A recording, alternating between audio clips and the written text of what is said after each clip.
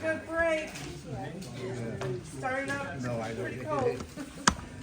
I saw your song. Apologize for the donuts. I went this morning and there were absolutely no donuts. There was nobody even in the bakery, so.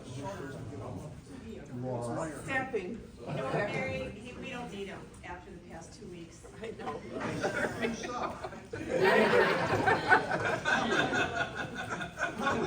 You knew that was coming. Stevie had to take that edge off. The edge off.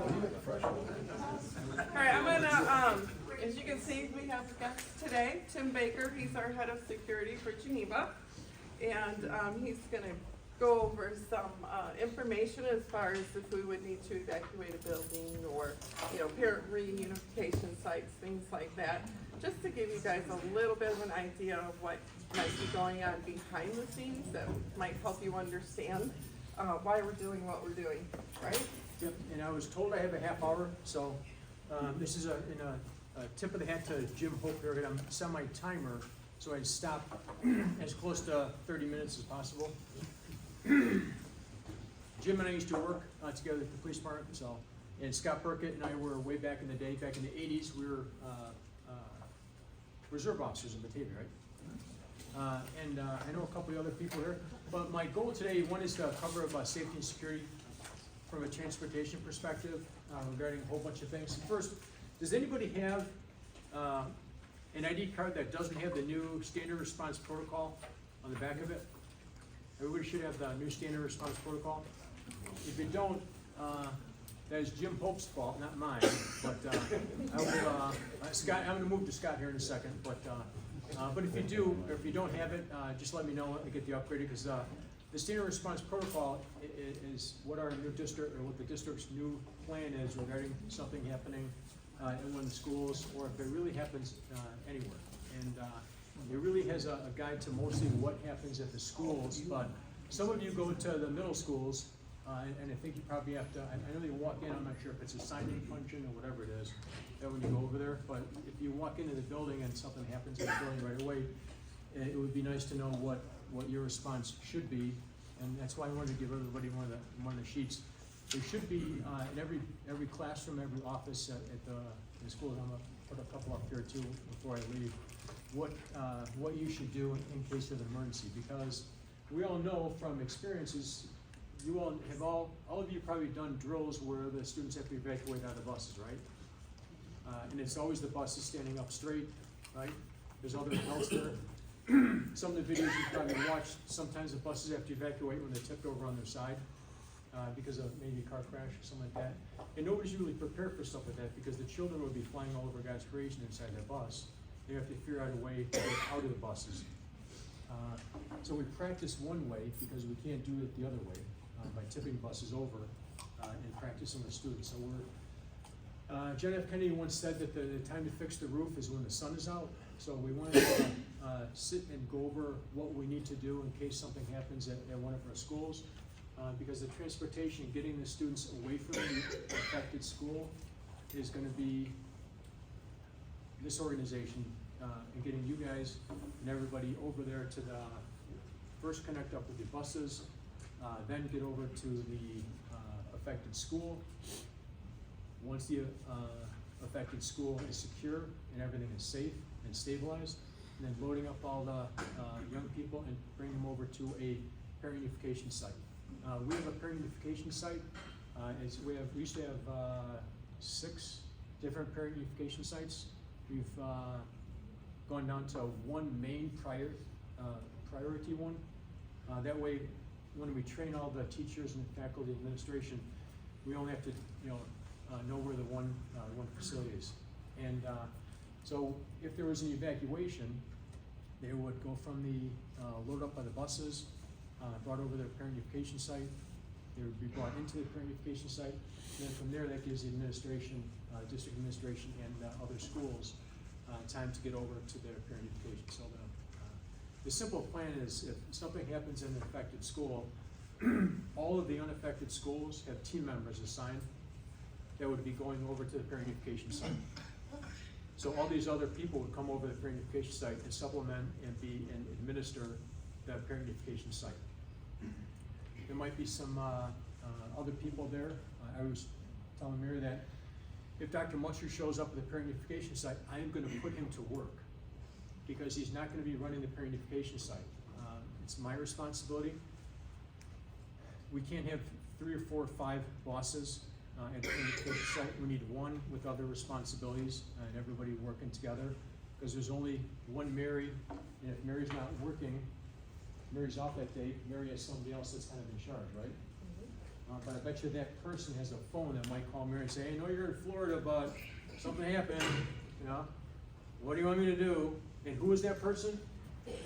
Matt. We want to make sure that there's a depth here to ensure that everybody is safe. I'm not gonna play this video, cause it's me. If you ever wanna go on the, if you go to our district hub, anybody been to the hub site? Okay. I've three of you. No? The district is really kind of pushing the hub information site. There's a video on the safety and security. If you go to safety and security and press this, and watch the video. It's me all by myself talking like this the entire time, and it was really boring. So I'm not going to torture you with that here today. But this here, the zip tie test. The United States military did training once where they gave everybody knows what a zip tie is. They gave the soldiers zip ties. They put them all in long zip ties like this to arrest people or zip tie them. They put them in there, and they did a training. They had a huge battle with paintballs and stuff, not a real battle. And then when they were transitioning, so sir, if you stand up for a second, I'm not gonna zip tie you like that, but the guy's got the rifle, he takes the rifle and he takes the zip tie out. He's never used a zip tie like this before. Now he's got the bad guy, turn around, and he's got to fiddle with the zip tie. And he was unable to, they were unable to function doing the zip ties. You can sit down now, so thanks. I just need the prop. All right. But they couldn't function with this because they had to switch from shooting people and looking out to make sure they weren't getting hurt to pulling out the stupid zip tie and trying to figure out how you zip tie. What they found is if they preload the zip ties, make them like little circle things, so all you do is put them around the hands, and you're done. If you ever watch any videos of law enforcement, or especially SWAT teams or anything like that, or riot control, stuff like that, you will see the zip ties already preloaded for law enforcement. Is because the United States Army learned a very valuable lesson a long time ago that trickled down into law enforcement. You'll always see the zip ties in like a circular thing, maybe on their vest and stuff like that, or maybe a big stash of them. You'll never see the zip ties all in a length like that. It's because we learn from our mistakes. Because the same thing will happen for a teacher or an administrator, that if all of a sudden you hear, like right now, if we were sitting here and everybody heard fireworks coming from that direction there, what would we think it really was? Gunfire. It's never fireworks. I always tell people it's always, always, always, always gunfire. Virginia Tech, the instructor or teacher, professor, whatever, very highly educated person, heard the fireworks, started walking up the stairs. Who's blowing fireworks off of the building? They found him laying on the ground, halfway up the stairs, dead, because it wasn't fireworks, it was gunfire. There was a student that showed up at Virginia Tech to go to school that day in class, and somebody chained all the doors shut. She was livid because she couldn't get in the building and she was going to be late for class. So she walks around the building, finds an open window, climbs into the open window, gets to her class, sits down, and then the gunfire starts. She could have called 911 and said, somebody chained all the locks, all the doors shut from the outside. We need to be prepared for the unknown. A teacher taking their keys out during the most critical incident of their life, and then taking this little key and putting it in the little door lock and trying to lock the door in the most intense moment of their life is not going to be able to, one, probably find the key, or two, get that door locked. So we teach people at the schools, keep your classroom doors locked. It's up to the individual to decide whether to prop a door open, because if you use the middle school as an example, the teachers cannot, if they've got students working out in the open area there, they've got to keep the door open. We talk to them about keep the doors locked. Same thing with anything else around here, is that we know that if there's a critical incident, people aren't going to be able to function like we are right now, if I started asking you guys math questions, okay, I'm not used to that, but I bet you all of you are though. If I started asking you guys math questions, it'd be very simple. But if I ask you math questions 4 seconds after you got in a bus accident, you might not be able to do a simple math because your brain just can't switch to stuff like that. And we need people to understand that if something happens and we're counting on the bus drivers to come there and pick up, it's critical for when Mary does the in touch. We just used it Thursday afternoon, so hopefully all of you got the text to come back early for PM routes. No. Remember that before we left, not just this past Thursday. Oh, yeah. When the weather was, it was snowing and we said come back early. If you did not get that text, let us know. And that is something, it's a good test to make sure because people trade cell phones, they forget cell phones, they do whatever. So when we go into this cannot be your response. What am I supposed to do? What do I do? From a transportation perspective, the in-touch message comes out. We need all bus drivers come to the transportation is my example. Everybody comes here, and then by that time, information is going to be gleaned for what's going on. If something horrible happens at a middle school, we know that those 21 buses, and I use Scott and any other former law enforcement in here? If there's an incident at our middle schools, where are the 100 squad cars going to park? At the 2 middle schools. The U. Yep. And how many of those buses are going to be able to be used with 100 squad cars? And say 6 to 8 ambulances, buses, or fire trucks? How many of those buses are going to be used? 0. So we're going to have to count on the buses here. So everybody coming here to load up on buses or they get their buses. And we have to kind of plan for everything. And if it's at a middle school, if it's at the one middle school, we're pretty much going to take out all those buses. Because the squad cars, we park like idiots, I'll be honest, you know. I'm a part-time officer out in Sugar Grove. I went to Waubonsie Community College when they had a incident there where there was a big heavy-set guy, 300 pounds, shot 6 people. We all responded out there. They were having a drill on the one side of the building, and they forgot to tell everybody on over here. And then they texted somebody outside of the training, and this lady, I think from Moselle, gets a message going, there's 6 people shot at the library at Waubonsie Community College. So we all go in there looking for the shooter, and nothing happened, because it was a drill going on over here.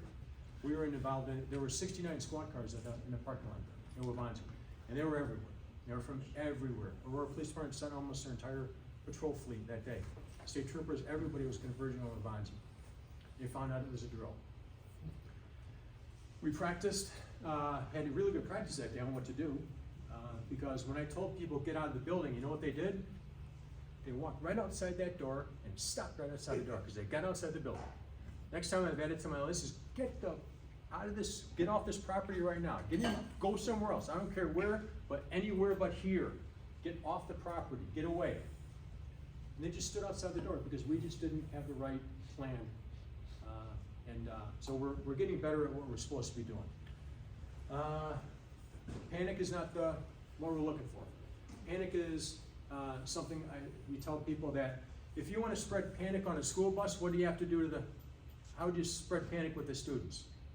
What do you have to say? Gun. Yeah. Gun or slam on the brakes. Same thing with the school. If the parents or the adults panic, it's going to spread panic to the little people. The little people that are maybe this big, that have no life experiences how to deal with panic and stress and inability to function. There will be body functions that will happen to them. They'll probably be peeing or pooping on themselves because they don't know what to do. But if the adults stay calm, the students somewhat will stay calm. But if we're yelling and screaming at them, exactly we're all gonna do is raise their anxiety. So if we keep calm, maybe they're gonna stay calm. And we've talked with our teachers about that in hopes of it. But our standard response protocol is across the board, everybody's gonna use the same language. Some of you may not be aware of the incident where the young man a couple years ago decided to, he's gonna kill himself at the Geneva High School. He had a manifesto. You might have been working that day. He gets on the radio, or he's talking, he gets up on a chair, starts talking his manifesto, and then he takes gasoline and pours gasoline all over himself. And there were about 200 high school students in the room. Guess how many called 911 to report that? 0. One of the students called her mom, who worked with me, and said, "Mom, this kid I think he's gonna be a school shooter. He's just talking crazy." "Well, did you call 911? No, I didn't want to get, yeah. They got on the radio. Now, what do you think an appropriate radio traffic would be for, hey, there's a kid with poured gasoline all over himself, is trying to light himself on fire? What would you say on the radio? This is what they said: "Hey, we need a dean down in the cafeteria."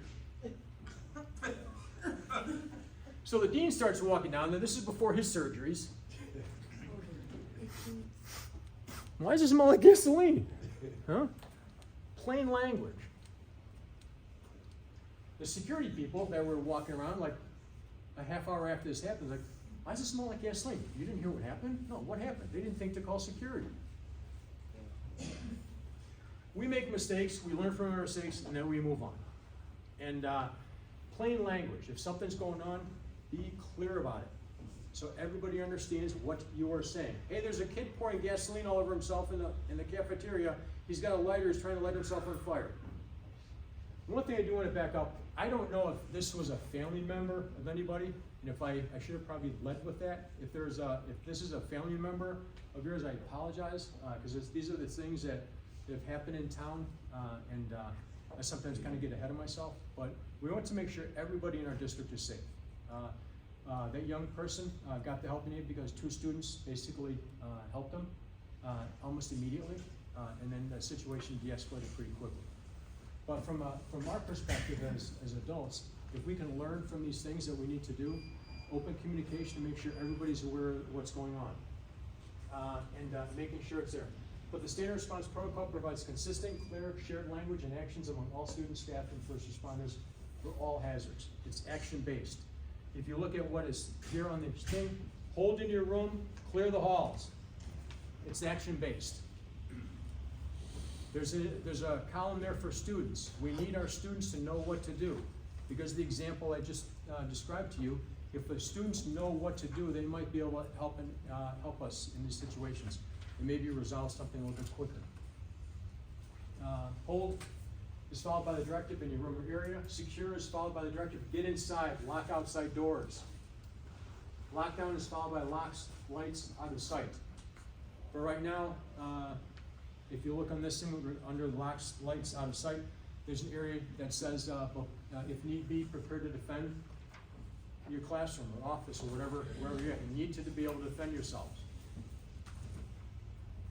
But for right now, if an incident like this were to happen and we turn off all the lights, I bet you we could probably barricade all these doors in a matter of minutes to make sure nobody gets into this room. Or we might be able to evacuate or go in this way, because I know there's an exterior door right outside there, right? I think there might be even an exterior door right here that would get everybody out. If a problem is going on over here, we should probably get everybody out these doors over here and into the, just away from the building. Having a plan of execution and what to do is going to help you maybe decide what to do. But from transportation, I know I keep jumping to this. That's right there in front of you. Everybody has a role to play, and I couldn't get that any larger. So the standard response protocol would be initiated if there's an affected school. Say it's Harrison Street School. The affected school is massive law enforcement response. The district activates the parent unification.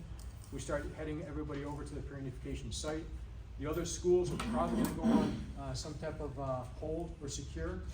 This has happened time and time again where one school, we had this happen in St. Charles, where there's a guy with a gun, I think he maybe shot somebody maybe about a year or 2 ago, over near Prairie, I think it was. He was walking this way, and then Tricom or dispatch suggested that Williamsburg Elementary School or Heartland go to lockdown. And then when they went to lockdown, the other schools were, why are we going to lockdown? Why weren't we told? And it just is, it trickles out pretty quickly, like a tsunami. Maybe some of the schools are far enough away, but information is a way to get people to understand it doesn't affect your school. But most of the time, if a school doesn't have information, very similar to you, if there's something going on, Mary Page, hey, we need everybody in here as fast as you can. How many of you are going to text back what's going on, or call the number? Some may just say, well, something's going on, or I'm getting asked to pay, I'm on the way, you know? And just get here and find out what's going on when you get here. And then there'll be briefings and such for that. What a drill looks like, I'm gonna play this just for a couple of minutes. So today we did our ball lockdown drill. And I'm gonna turn this up here, I think.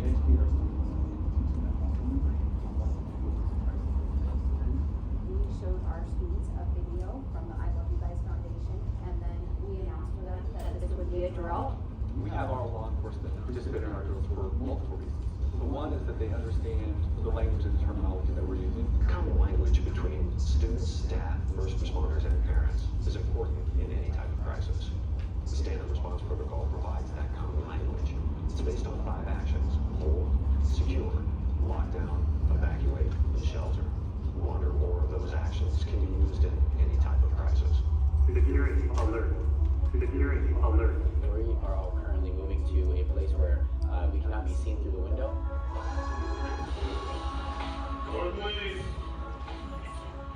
The role of Thornton Police in this particular situation is they know where to obtain full police from, and then Everybody hear they that? break into different teams and they start investigating classrooms and clearing classrooms to make sure that classrooms are all safe, and to give staff and students feedback on where they should be strategically located in those respective spaces.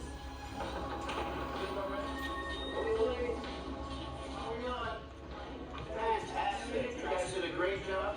This is a drill, okay? Go ahead and hang out here until we release everybody. Thank you for not opening the door, and thank you for being seated and being quiet. Thank you very much. There's somebody knocking on the door saying, please open up. We are not going to get up and move. We're going to stay where we are because the police have keys to our doors and have the ability to get into the room. If it really is the police, they will open up the door themselves. But the beauty of the lockdown. And I'm not going to play all that because I just wanted to cover the most important part of this, is that if there's a drill, the law enforcement may be walking through, talking about checking the doors, knocking on the doors, trying to get people to open the doors at the schools. But also if there's a real incident, the schools, the classrooms are going to be secure. The law enforcement response is going to be overwhelming. I know there's been a lot of conversation in America about what happened at Uvalde. I don't know cops like that. I know that when we go in, law enforcement go in, it's to solve the problem.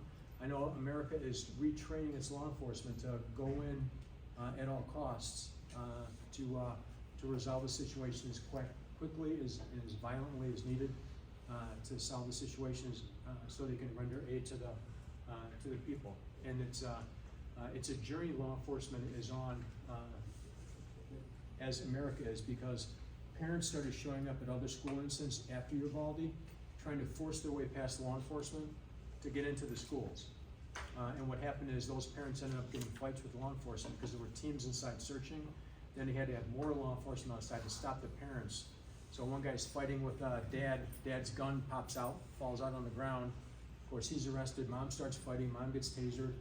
And it's really not a really good picture of law enforcement and situations, but these things happen because if parents think that we don't have a plan, or the parents don't think law enforcement is to do it, they're gonna start showing up in droves. And with these incidents here, we might contact you immediately, have all the bus drivers here, and then law enforcement is gonna spend the next 2 hours securing the building, and then going from class to class to class, making sure all the kids are safe in a real situation. And then from there, calling the buses over to pick up the students and moving them over to the parent education site. It may be 15 minutes, could be half hour, could be 2 hours, could be 3 hours, we don't really know.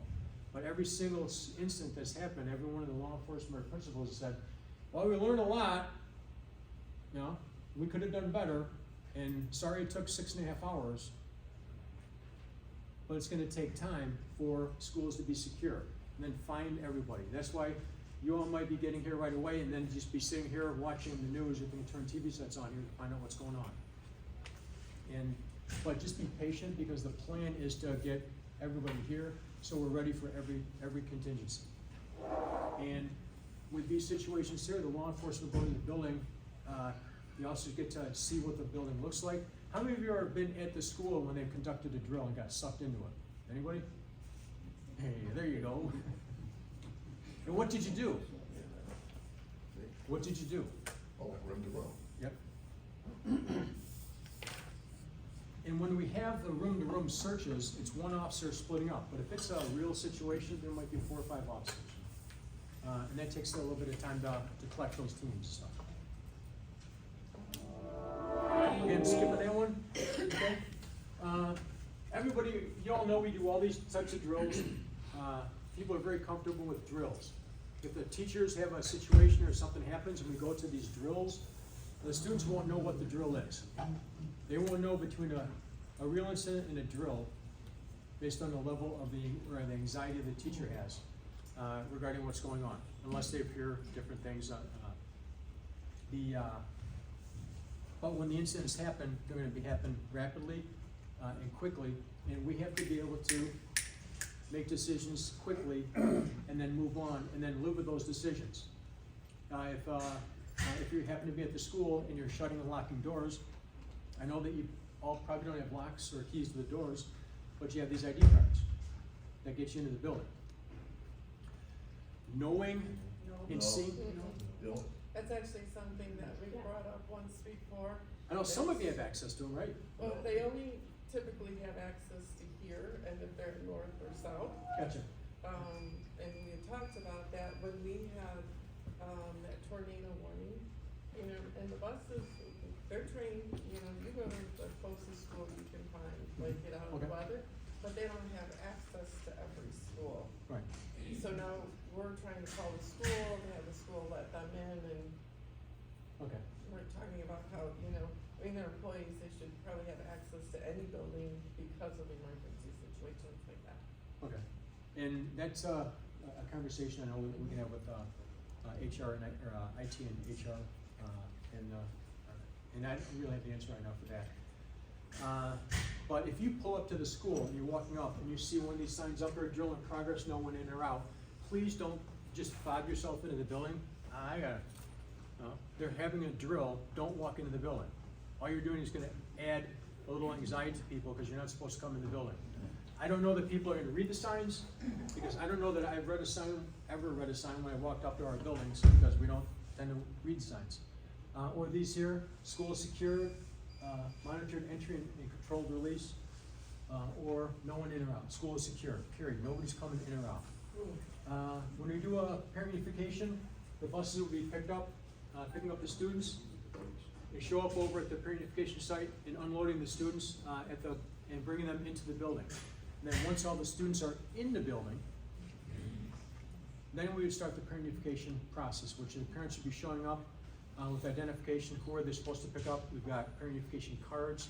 They gotta fill out the cards because parents can only pick up their children or people that they're on the emergency response, the emergency contact list and such.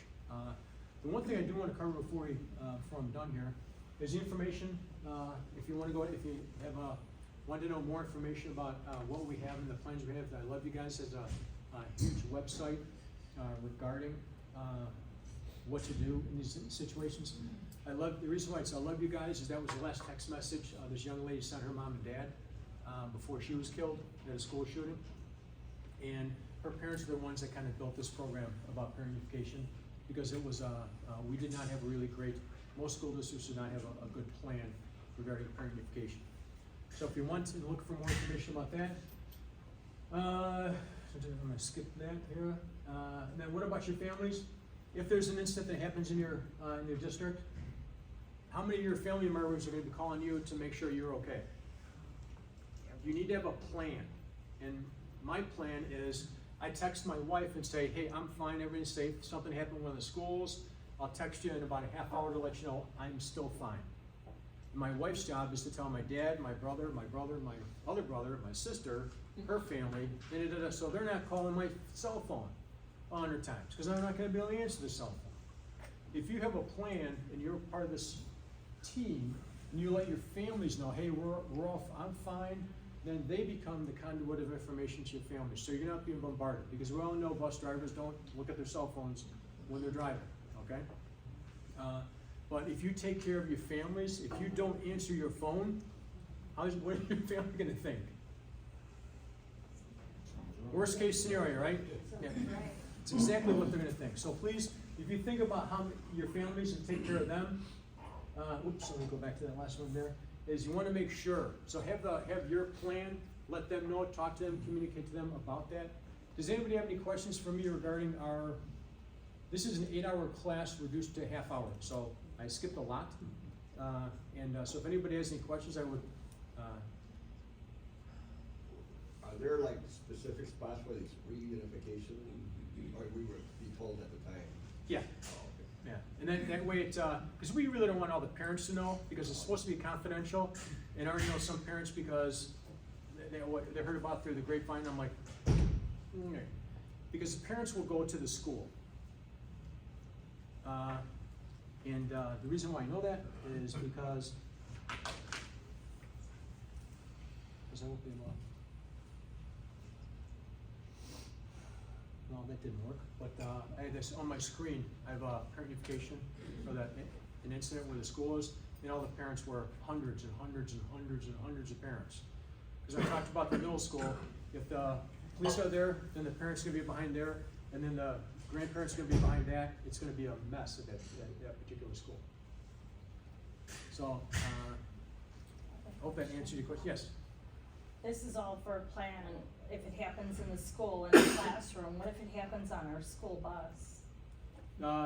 That's the situation, it's the same type of thing, but it's on the bus. So depending, what happens, I don't have an answer to every single scenario, but if it's a car accident or something like that, I know the buses are, Mary's notified of that. Then there's a law enforcement response from that.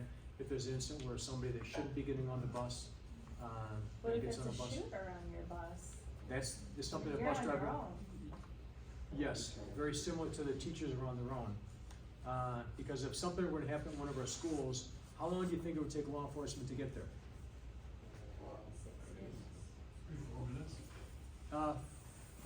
5 to 8 minutes is a guesstimate. So teachers all have to have a plan for the 4 to 8 minutes on their own. Same with the bus drivers. We have to have something. What would they do? And again, you have to, if it's someone with a gun, talk to them, try and calm them down. Do the things you can do. Maybe you can evacuate students off the bus. It's not an easy question. I can't give an A to Z on what to do, but it's just something that I'm sure some of you have thought about this. I went past my time. I'm at 32 minutes. So if there's any other questions, you can. My email is tpbaker. If you send it to tbaker, it goes to a teacher, and then she doesn't forward them to me. So tpbaker at geneva304.org, and I'll get those questions answered. So thanks everybody. Thank you. Thank you very much. So, just to expand a little bit, Jeannie, one of the things that I've heard suggested is you key your mic so that we can hear what's going on. You know what I mean? So that we can get 911 call when you're dealing with the situation. Just keep that mic keyed so that we can be that person for you calling 911 and getting somebody there to help you. And as Tim said, just try to calm that situation down. If there's honestly any way to work in exactly where you are, while that mic is keyed, speed it up. But we're pretty good, Matt, knowing where the buses are at any given time. What buses have GPS? No. They do not. No. They do not. And then as far as, if a text were to go out, it's gonna be, we're calling you all back here. We're not gonna tell you what's going on because we can't, at that time. We just can't do that. We can't have parents finding out. It will also be specific to, don't go to north or south. You know what I mean? I know it's gonna give you a little bit of a heads up, but I will not tell you that. It'll be everyone report to the bus garage. I'm not gonna put you in a bad situation or keep you wondering like, wait, where do I go? To the garage? Do I go to my bus at north or south? And that should only be an issue for a little bit longer, once we get this, property next door, leveled out and get some parking there. We'll all be back together. Because this, you know, we've discussed, if it's at north or south, we have, you know, at least 21, 22 buses over there. It's gonna limit us, as far as how many buses we have to work with. That will also help to get those off-site from the schools. It'll free up parent parking in front of them. Yeah. Sure. We will have, you know, most likely Matt at the parent reunification site and me here. Just because obviously we can't both be there and we can't both be, you know, at one place, because it's gonna be a lot of coordinating and a lot of talking, to each other about what to do. And keeping it all centralized, so no matter what's going on at the reunification site, that information will be relayed back here to the office, basically to dispatch. And they're gonna be responsible for keeping track of what's going on, how many buses are over there, who's over there, you know, so that we can also keep tabs on all of you.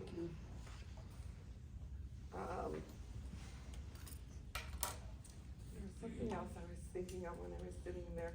When you talk about, something over the radio, please remember that there could be kids on the other buses. So if you have an emergency situation, I don't care, if you gotta say it, you gotta say it. If there's a more delicate way to put something in a situation where we're evacuating, please, that will just help keep the kids a little bit calmer. Any questions about any of that? And I do wanna stress, we would never send the buses to the affected school until the school is absolutely 100% secure. Buses won't be anywhere near. If we use Mill Creek as an example, buses would stage here, wait for the all clear, and then head up to Mill Creek. We wouldn't be sending buses blindly into something. Hey, can you just park right there? And, you know, we're not secure yet. No, it will be 100% secure before the buses will be coming over. Okay. Is the plan for us to be met by a school official to escort the kids off the bus to the school? Yes. Or is that our responsibility to get them inside? Now, the parentification plan is to have, the parentification team members come out, meet the bus, and then walk the students into the building. So we want. Bus driver stays with the bus. We wouldn't open the door until that individual is there. I'm sorry? We wouldn't open Correct. the door until that individual And was that's why there. these things are gonna be so important. We also have, parentification, lanyards, for the job descriptions for the people, so that, kinda everybody knows who's part of the parentification team. It would have, yellow, like, high visibility vests, just to make it a little bit simpler for them. But there'd be probably people you might recognize, maybe, administrative people from the district, or maybe a principal from another school. You know, Tom Rogers, I'm hoping most of you know who Tom Rogers is, might be one of those people there. It just depends on the circumstances, but yeah, it's, good questions, guys. Do we have a code, like 10-4, do we have something for like a weapon on a bus? Is there? There is one, but I don't know that everyone knows, what it is. It's 10,000, isn't it? T-1000 T-1000. is a weapon on the bus. What do you got, Junior, a Glock 9? And remember, just a couple days ago, there's a 60-year-old that went to an elementary school and shot a first grader, or kindergarten teacher. The 6th grader got access to a gun. I don't know if the kid had it. 6-year-old. 6-year-old, sorry, 6-year-old, sorry, yeah, you're right. Yeah, did they take the bus to school that day? Who knows, you know?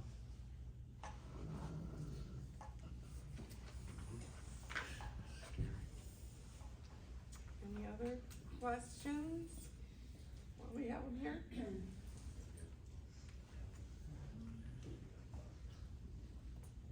All right. Thanks, everybody.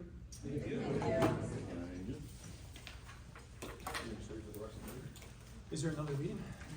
No, I'm not. Tomorrow's the next. Oh, no, tomorrow's the next one. But if you're back again, I'm gonna be sitting in the front row. All right, so Thank you, Tim. Thanks. As Tim said, this isn't, meant to scare you, it's just something that we have to, go over ahead of time, so we're not scrambling at the last minute. We're already gonna be scrambling because, we will never know what that situation is gonna be, until it's presented to us. And you think, even logistically, if all those parents show up to Mill Creek, where are the buses going to go, right? So it's gonna be a constant, can we get them in on Friendship Way, do we have to move a block down, what do we need to do? It's gonna be a constant, jumping through hoops and figuring out what's the best way to do things. All right, so accidents for December, we had two, one preventable and one non-preventable. The preventable one, I will say, once again, when in doubt, don't. That's what we're here for. We will come out. We will guide you through, or we'll have you back up and get out of the situation that you're in. I know you guys are very, very good drivers. Some of you really, I don't know why you guys don't do the rodeo, because some of the ways and situations you guys can get through with those, long buses is amazing. But again, if you have any doubt whatsoever, it's not, something to be ashamed of. I feel like people don't wanna call over the radio and say, I was pretty tight, maybe someone could come out here and help me. That's the responsible thing to do, okay? Please don't hesitate to call us. Important dates. You guys are back this week, and then Monday is Martin Luther King's birthday, so most of you have off, if not everyone. I haven't double checked, but I know most schools are off. Everybody is off, we It did is. check that one. Okay. Woo-hoo. Everyone got the email about making an appointment in Batavia for your physical? There's 2 days left, just, steer clear of. And they've done this before, when they've shut down like this and suggested you go to Aurora, please don't go to Aurora. They lose your physical, if they give you the wrong physical, it's just not worth the hassle. Just don't go on one of those dates. If the stirrups come out, you're getting the wrong physical. Oh, man.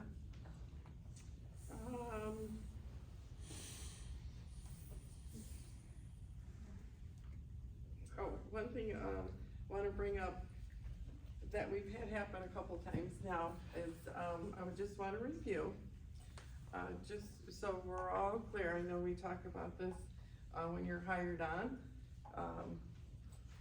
You guys do not qualify for unemployment benefits. So when we're off for 2 weeks for the holidays, the reason you don't is because the calendar is published. You guys know what you're signing up for. You know what days that you're supposed to be working, right? Over the summer, we also give you letters of assurance that you'll be hired back on, or you could sign up for one of the summer routes. So, just wanna put it out there because we have to, it's wasting our time, it's wasting HR's time, unemployment benefits time, and our lawyers' time. So if there's any misunderstanding, I just wanna make it clear now, to please not do that. And please don't take this the wrong way, because I don't mean it this in a bad way. If it doesn't work for you, or you can't find a part-time something to do in those 2 weeks or over the summer, then I would understand if you needed to work for a contractor. Because they do allow it. But in a school district, it is not allowed. All right, any questions? No? Anything anybody wants to bring up? Anything we, sorry, my throat's getting dry. Anything we need to, talk about? Nothing? Yeah, what's up with the Wi-Fi? All right, we're moving on. So, All right, thanks. over break, they've been having issues with the Wi-Fi, and at 9:40 today, somebody from technology will be here to help you get your phones reconnected if you're having issues. But they believe the main issue is that you need to, there is a 60-day period, just like when you're signing on the computer, it asks you to authenticate, that it kicks you off the Wi-Fi and you have to re-log into the Wi-Fi. We did our phones at North, you just forget the network, Yep. repick it, and then hit trust. Yeah, if you forget it, but I know some people were telling me today they had issues, they were telling it to trust and it wasn't going, but technology will be out here today at 9:40 if you guys need help. So he's just gonna basically gonna, is he gonna do anything to the system, or is he just gonna help people? She's gonna help people because the system is up and working fine. It's just the devices are not connecting for some reason. Yes. Something as far as going back to calling us in early on Thursday. Yes. I was leaving anyway, but it wasn't like a lot of extra, we didn't get a lot of extra notification. And it also meant seeing that email right exactly at that moment it was sent. I don't know if there's any way that they could, another way to give us that information. Like with the phone, like you get with, if school is closing or something like that. Did you get a text? You're saying you did not I get a didn't get a text? text, but I saw the email. So the email was sent after the text message was sent out, that you should have received a text message. If you did not, we need to know. How many did not receive a text? Was it back from the last day before? Yes. Yes. I got it, but not So until after I clocked in. That's what we're saying, if you did not get that text, let us start there. We need to figure out why you did not get that text. Sometimes it's just timing on our end, where it's like, well, it's not bad yet, it's not bad yet, now we're on the fence, we should probably at least send something out to get some of them in here, just to keep us on time, or at least as on time as we could be on a day like that. No. Yeah, I just know I did not get a text. What day was it? It was Thursday, the 22nd at 1:12. That was a text or the? Yeah, that was the Yeah. text. At 1:12 p.m. But prior to that, a week prior, I sent out a test text message and asked everybody and emailed and asked if you did not get the test to let us know. And at that point, we had no responses that nobody did not receive the text message. It may be confusion of whether you thought you were getting a text or an email. So I'm glad, we brought this up. It is absolutely a text, because I'm sure a lot of you are like me, I'm gonna notice a text way sooner than I'm gonna notice an email. I'm pretty good about keeping up on, my phone dinging. But there are still times where an email, I'll get to it. Let's just go ahead and just send a text and then we're all right here, we know if we got it or not. Except for, Just send it right now. Wi-Fi. I would have a connection. You know what, let's say, pick a time tomorrow, so You we don't can need let the Wi-Fi people who for come text. tomorrow know. Like specifically Tuesday at 1:00, we're gonna send one out. Sound good? Tuesday, 1:00? And if you got it, don't respond. Yep, if you got it, you're fine. Then If you again, don't, we call need to you. know. So if you don't get anything at 1:00, you gotta call in. And it'll also help us, because if we go in and send it right at 1 o'clock, it would be interesting to see how quickly you received it too. I didn't get mine until like, I had 1 minute to be 15 minutes early. It's sending out So like there's- 80 text messages, so we don't know if there's a delay or not when you guys get them. So, So do you know what time you sent it?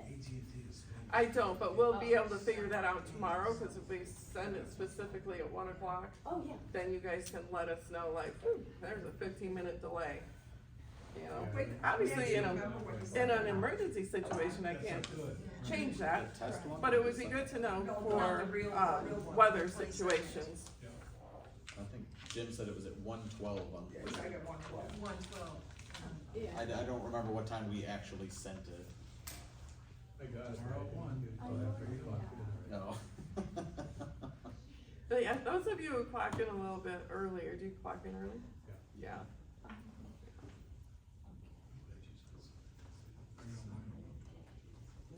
We also have to get used to, I think, I'm not sure how specific we were, in our heads, we can say, you know, come in 15 minutes early thinking of Geneva School District, you know, buildings versus, you know, that we've got people going a lot further now and a lot more places, so we gotta watch how we're wording things.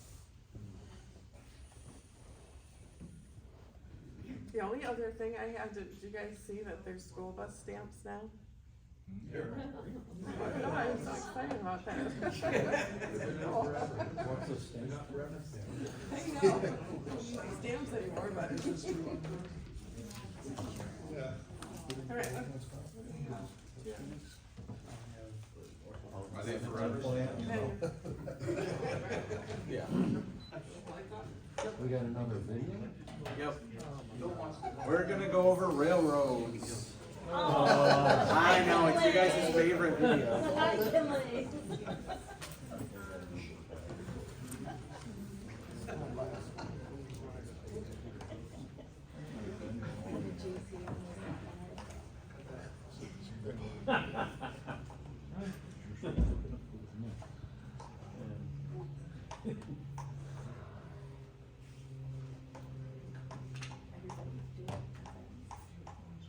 Did everybody sign the attendance sheet?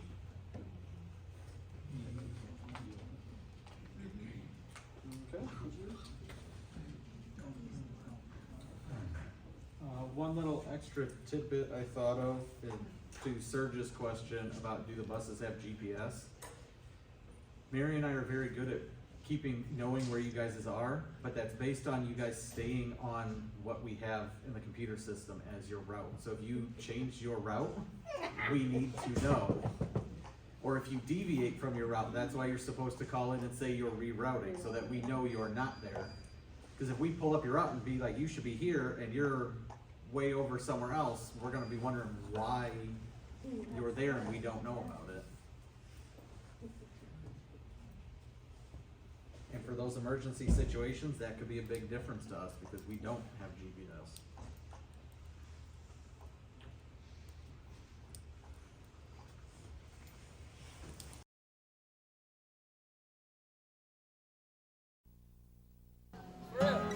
What about those? I heard that he got beat up. Guys, we gotta be quiet again before we get over the railroad track. The decisions you make as a school bus driver affect the safety of your passengers. Nowhere are the right decisions more important than at railroad crossings.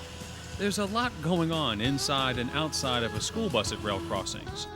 Extra precautions must be taken to decide smart and arrive safe. Everyone has driven a car across railroad tracks and not given it much thought. But driving a school bus is different. You are entrusted with the lives of children. Their safety is a top concern. School buses must stop before crossing the tracks, even if there's no indication a train is coming. Cal Lamont is a school bus safety advocate who goes around the country training bus drivers. The most important safety device on any school bus is the school bus driver. And making smart decisions is an individual choice that every driver makes every time that he or she gets behind that wheel. Let's take a look at signs and signals and what they mean. The advanced warning sign is usually the first sign you see when approaching a highway rail crossing. It's located a good distance ahead to allow a school bus driver to slow down and prepare to stop before reaching the crossing. Pavement markings consist of a railroad crossing symbol followed by a stop line. The stop line identifies the place nearest the tracks for you to stop. If there is no stop line, you are required to stop no closer than 15 feet and no farther than 50 feet from the nearest track. A crossbuck sign marks all highway rail grade crossings. It means yield for most vehicles, but for school buses, it means stop. In addition to a crossbuck, a stop or yield sign may also be included. No matter what the other signage is displayed, when a school bus approaches a crossbuck, stop.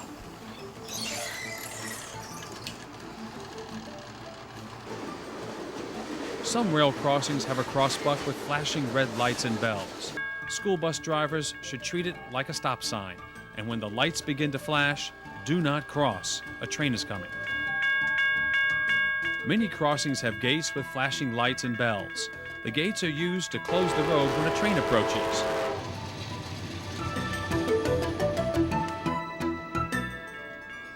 You must not go until the gates are completely raised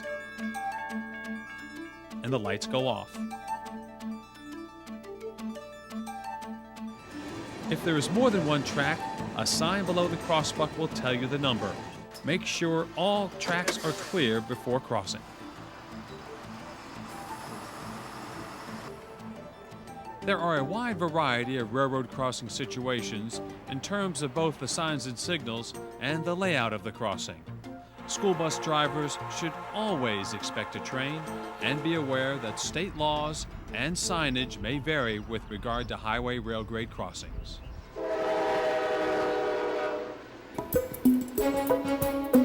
It may take longer and be inconvenient, but finding an alternate route that avoids railroad tracks is the safest way to go. And just because you don't have any railroad crossings in your district doesn't mean you won't ever cross them.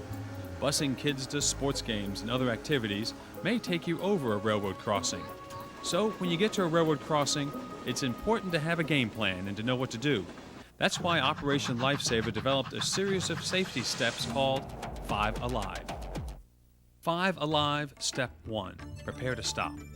It all starts with our first sign, the advanced warning sign. When you see the advanced warning sign, slow down, prepare to stop, and alert other vehicles of your intentions by tapping on the brakes and turning on the hazard lights. Step 2, quiet.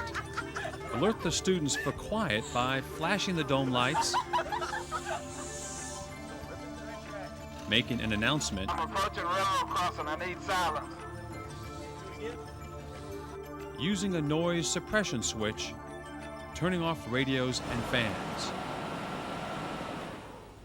Quiet on board your bus will help you hear the train's horn and focus your attention as you check for a train. Quiet signals vary from school district to school district. Step 3, stop, open window and door. Stop between 15 to 50 feet from the tracks or at the stop line. Open the window and door and look both ways down the tracks. Avoid obstructed views, poles, mirrors, window posts by leaning forward or backward in your seat. Step 4, double take. Do a double take by looking quickly again in both directions before crossing the tracks.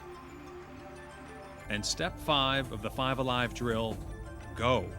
If no train is in sight, cross the tracks. If you're driving a manual transmission, do not shift gears and risk stalling on the tracks. If you see a train coming from either direction, do not cross. You cannot accurately judge a train's speed or distance. An optical illusion may make the train seem farther away and slower moving than it actually is. This train appears to be creeping along, and suddenly it's at the crossing. Don't take a chance. Wait. Obstructed views can prevent drivers from seeing down the tracks at stop lines. Sometimes it's a matter of inching up past a pole or tree. Let's see what this school bus instructor recommends to her new driver. And this is where you have obstruction and you will need to rock and roll. Listen and proceed. If you can't see safely down the tracks in both directions, talk to your supervisor. Contact railroad or highway authorities and ask them to remove the obstruction. Beware of getting too close to the tracks or a train may clip you. Trains overhang by at least 3 feet on each side of the tracks. Leave plenty of room for a train's overhang. When the 5 alive steps aren't followed, disaster can strike. Buffalo, Montana, 1998.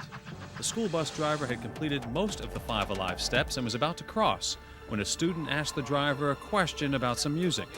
The distracted driver answered the student, then crossed without looking down the tracks a second time. A train struck the school bus, killing 2 brothers. In that particular situation, that driver was interrupted by a child and did attend to the child. It had to do with a cassette player. But the problem was that the driver did not go back and scan all of the stimuli that he had to look at that moment. It is going back and reviewing all the systems that are going on to make sure that nothing has changed. Because as a driver, things can change in nanoseconds. And that was the fatal error. Don't be distracted at railroad crossings. If you're interrupted, start your 5 alive safety steps again. Fox River Grove, Illinois, 1995. A substitute school bus driver, unfamiliar with the rail crossing, started across multiple tracks. Unbeknownst to the driver, when the light turned red on the other side, there wasn't enough room for the bus to clear the tracks. As the train approached, 3 feet of bus extended over the tracks. Inside the school bus, the radio noise drowned out both the train's horn and students' warnings about the oncoming train. They all ran to the front of the bus to get out of the way. The impact killed 7 students. All of that would not have happened if this particular driver had been able to spend some time figuring out, do I have enough room to move this 40-foot bus so that it's going to clear the tracks? Many errors were made at Fox River Grove. When traffic lights and railroad crossings are in close proximity, there's always the potential that traffic may back up, not leaving enough room for a school bus to fit on the other side. Don't cross the tracks unless there is plenty of room on the other side. This space is called containment or storage. Take into account a train's 3 feet overhang from the tracks and your bus's length. Well, I think it's important not for the bus driver just to know the length of the bus, but the bus driver has got to walk the length of that bus prior to ever beginning a route, meaning that there is a visual acquaintance that the driver has with that machine. And I think most drivers, after walking around the bus and physically getting accustomed to it, are going to be able to make smart decisions on the basis of what they have seen. With the light red and traffic waiting, this bus driver made the smart decision to wait before crossing. School bus drivers are being trained to have at least 15 feet of clearance once they cross the tracks.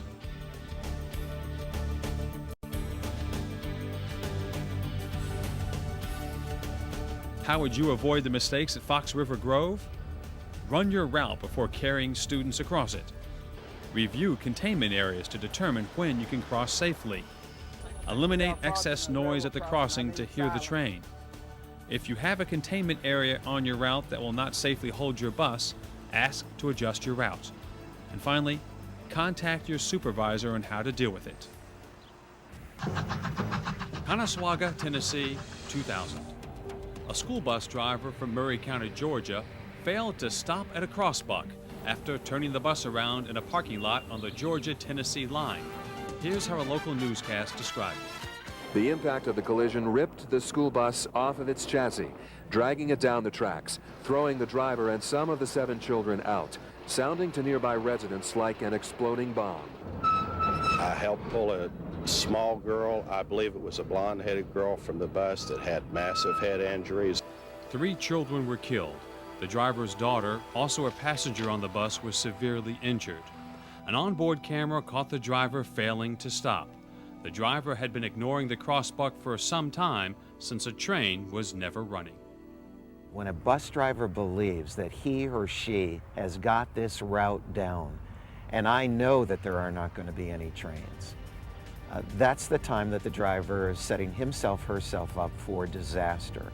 You always go in to a crossing assuming that there will be a train and take the necessary steps. Savannah, Georgia, 2005. 4 children were put in harm's way by their school bus driver. Bells were ringing, warning lights flashing, and the gates were down when the unthinkable happened. With the train approaching, the bus driver had 4 kids get off the bus to lift the crossing arm so the bus could proceed. A mother saw the whole thing. The conductor is screaming out the windows at the children to get out of the way. With the train bearing down, the kids crossed over the tracks in front of the train to get back on the bus. They could have died. The train was so close. The school bus driver was immediately fired. Right before that, another bus came through and was doing the zigzag through to get through those lights. Gates are blocking an intersection for a reason. A train is coming.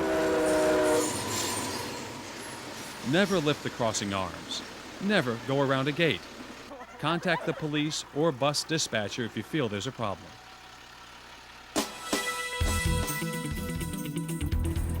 The more you know about trains, the more cautious you'll be around railroad crossings.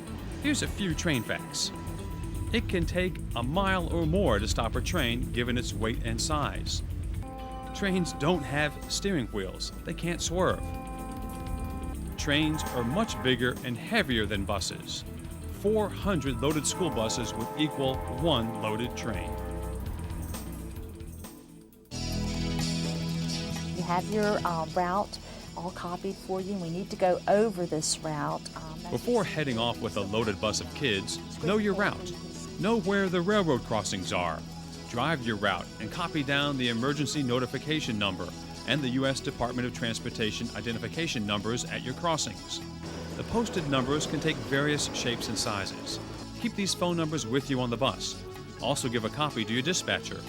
If there's a problem at a crossing, you can provide the coordinates and the number to the dispatcher. As you scout your route, plan for an evacuation in the event your school bus gets stuck on the tracks. Determine an evacuation safe spot away from the tracks. This evacuation area is ideally at a 45-degree angle from the tracks and the direction of the train. Never cross a live track. Here's the evacuation drill. Scout and plan for an evacuation. Get the students safely out of the bus to the evacuation area. Call your dispatch office and give them the crossing numbers. In planning your route, make a list of the safety concerns. Work with your supervisor on resolving them. The safety of your passengers comes first.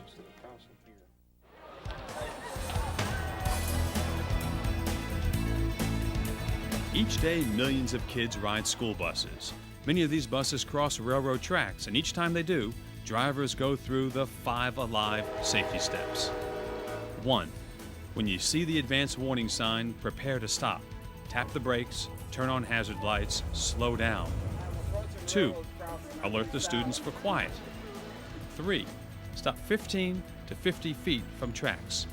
Open the window and door and look both ways. If there are obstructions, try to navigate past them. 4. Do a double take. Quickly look both ways again. And 5. If no train is in sight, cross the tracks. A school bus driver has to continually say to himself, herself, hey, look, I've got one job to do right now. I've got the rest of my life. You know, I'm going to be going home. I'm going to have a cup of coffee. I'm going to pick up my laundry, all the rest of that. But right now, I've got one thing to do. And that one thing that I have to do has implications not just for me. It's not just employment. It is protecting the lives of kids who have to have a future because I remain focused.